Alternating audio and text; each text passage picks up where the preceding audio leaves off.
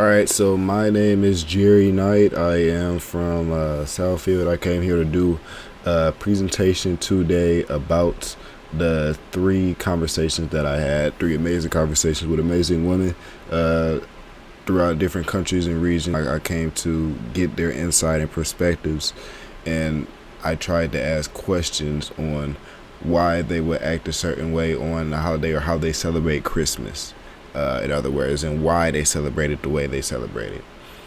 So, one of the first meetings that I had was for it. She was from Benin, and her name was Clemence Buhaman. The speaker made it clear that the country or region Benin is located in is West Africa. I learned that Clemence did celebrate Christmas. She did celebrate Christmas as well. The only difference was how she did celebrate it. And my first source is the type of food that she makes. So Clemens made it clear that she and her family does make the dish called jollof during Christmas, as you guys can see throughout this image that I portrayed on this slide today. This is the food called jollof. This is the food that her and her family usually dine on during the time of Christmas. Clemens stated that jollof is a food that have rice, chicken, and vegetables, etc. This meal is usually made by the parents or grandparents. I feel like I could relate to that because during Christmas times, I don't usually make the food, and we usually go over my grandparents' or parents' house as a family together when we celebrate Christmas. Another thing that I learned from her is that her family does celebrate eating food while eating on a mat. They share food without using utensils. Another thing that I learned is that I had asked her why did she not use utensils for her culture and why did they eat food, and she stated that it is a form of showing your trust and love to the other person. This conversation was very different in the experience when I had experienced in terms of actions and priorities. The reason, if you was to further and get a specific wording on why she celebrated it, she told me that it's the way to show the other person that you trust them with your life. Although they do celebrate the holiday, they do so with different dishes. Compared to my other two conversations, Clements was the only one to bring up the food creation known as jollof. My second conversation I would like to cover is my conversation with Sybil Gazelle. She stated that in a place she grew up in was known as Togo, which is also located in West Africa. When I was conversing with her, or with Sybil, she taught me multiple things about her culture. She does celebrate Christmas, and she does celebrate Christmas with her family on a holiday. But one thing I did learn is that she also eats on the floor with her family, and she does so without using any utensils. I know I didn't put the link down from the source for the previous one. I used the food known as jollof as the link for the previous slide, but this slide I'm going to put down a link that leads to why the practices of eating on a mat, in West Africa. One thing that I did also learn that she does, or Sybil does, that differed from my other two conversations was that she goes to church on Christmas. But when she does go to church, she goes to church until 12 a.m. with her family. And when they do go to church, they do that just to spend time with each other and create a bond in celebration for the Christmas holiday. She also stated that during when they do go to church, they have special services that provide a place for the kids to sleep. They provide foods for the kids, and they give gifts out for the kids during the Christmas holiday, all to celebrate the religious holiday known as Christmas. My last and final meeting, or last and final conversation that I had that intrigued me was my conversation with Aya said. Now, Aya, she has stated that she is from Sousse, which is in Tunisia. Sousse is located in the country's eastern coastline, and she does not celebrate Christmas. So this was a little bit different from my other two conversations in terms of celebration with Christmas when it comes to Christmas. And she was able to freely state to me that although she did not celebrate Christmas, she does celebrate New Year's. And some of the attributes that came along when she had explained her celebrating Christmas, New Year's with her family, is that they would do certain things that, you know, people will do during the time of Christmas. And that will be things like coming together, you know, as a family, having dinner on the night, you know, with turkey and salad and soup and other dishes.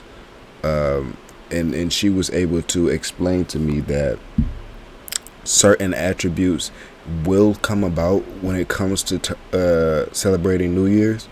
And when I say certain attributes, I mean certain aspects like to the public. One thing that she explained to me is that they still hang up Christmas lights during the public. You know, they still have a big Christmas tree in the public for people to walk by, you know, take pictures for decoration wise. But the only difference is that she does not celebrate, or she does not do those things within their residential house, you know, residential houses during Christmas season. That's just for New Year's, and it's just for public decoration to see and watch and stuff. So everyone for the family, everyone in her family, what she stated, she said that they bring different foods, you know, just like how people do on Christmas. They bring foods like such as salads, soups, pies, etc. One thing that stood out to me, and one thing that I learned, is that she doesn't celebrate, like the pies that she uses are not regular pies. And when I say regular pies that I am not used to with my culture. When she said that she used pies, she used salty pies, right? Salty pies. And they don't use it for dessert. They use it for actually meals. That's something that I wasn't familiar with my culture. And as you guys can see, I put up an image here. The first image, it talks about, it displays a salty pie for her culture, and that successfully represents her point. They said for desserts, they eat cakes instead of pies. That is what they use for sugar and desserts, you know, and that for the holiday, you know, I asked her if there was any other holidays that she did celebrate other than Christmas, because she does not celebrate Christmas. I asked her if there was any other holidays that she celebrates other than Christmas or New Year's, because she gave me the information on New Year's, but I was curious as if there was other ones that she did celebrate. And she was to actually say that she celebrated a holiday for Muslims, and the holiday that she explained to me was known as Eid's. Okay, so she stated to me that Eid is a celebration that does take place at the end of the Ramadan. She stated that the celebration is the Muslim holy month of fasting. She said that during this celebration, they give gifts traditionally to children, and they bring all different types of food. Their most popular food, she stated, was the food known as special biscuits. Okay, so on this image right here at the top right hand corner, I put in biscuits that they would possibly serve. She said that in when they do create the biscuits, they prepare them for 6 hours in advance. She also stated that their biscuits are traditional, and they give them out to families, and they also give them out to poor people. She didn't just bring up one version of Eid. She said that there were two versions of the holiday Eids. And the second one she described to me, it kind of differed between the first one that I already previously explained. Now, the second version holiday of Eids is the version of East where they give away meats for a celebration. She stated that they barbecue for this holiday. As you guys can see in the bottom right hand corner, I put down an image, possible meats that they will give, and they all do it for the same purpose. Although she didn't state that the meats will be prepared 6 hours in advance. She said that they are still made to a great quantity to better give to the poor people and other families who may need it. You know, who may need it or not may not have the opportunity to eat those type of foods.